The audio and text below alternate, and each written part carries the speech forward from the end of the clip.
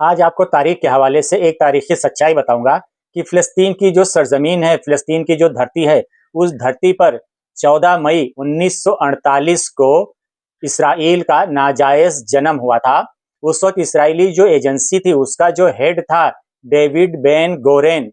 तो David Ben गोरेन ने ऐलान किया था यहूदी हुकूमत के कायम होने का, और जैसे ही उसने ऐलान किया कि आज से 14 मई 1948 से यहूदी हुकूमत यहाँ पे कायम हो गई है फ़िलिस्तीन की धरती पर, फौरन उस वक्त का जो राष्ट्रपति था अमेरिका का हैरी, फौरन उसने उस नाजायज़ रियासत, नाजायज़ हुकूमत इसराइल को मान्यता दे दी, मंजूरी दे दी।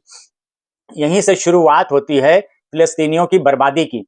फ़िलिस्तीनियों को 1948 में इसराइल जैसे ही कायम हुआ, जैसे ही इसराइली हुकूमत बनी, नाजायज़ हुकूमत, वहाँ पे 48 में 7.5 लाख फ़िलिस्तीनियों को जबरदस्ती मजबूर किया गया उनको अपने घर छोड़ने पर।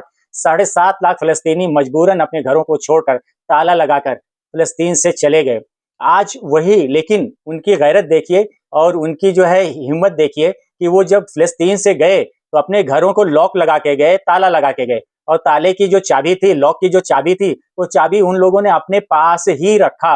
और आज वो जो चाबी थी, वही चाबी फ़िलिस्तीनियों की चाबी जब इसराइल देखता है तो घबरा जाता है, उसके रोंगटे खड़े हो जाते हैं। वही चाबी आज अलामत बन गई है, सिंबल बन गया है फ़िलिस्तीनियों की फ़िलिस्तीन में वापसी की। उसको कहते हैं की पिन, की पिन। और वो की पिन अगर कहीं लगा हुआ देख लेते हैं इसराइली, तो वो पागल हो जाते हैं कि फ़िलिस्तीनी हमको चैलेंज कर रहे हैं उस की पिन के जरिए, की पिन दिखाकर कि हम एक दिन ज़रूर फ़िलिस्तीन में वापस आएंगे, और फ़िलिस्तीन में हम वापस आएंगे और वहाँ से इसराइल की बर्बादी शुरू होगी।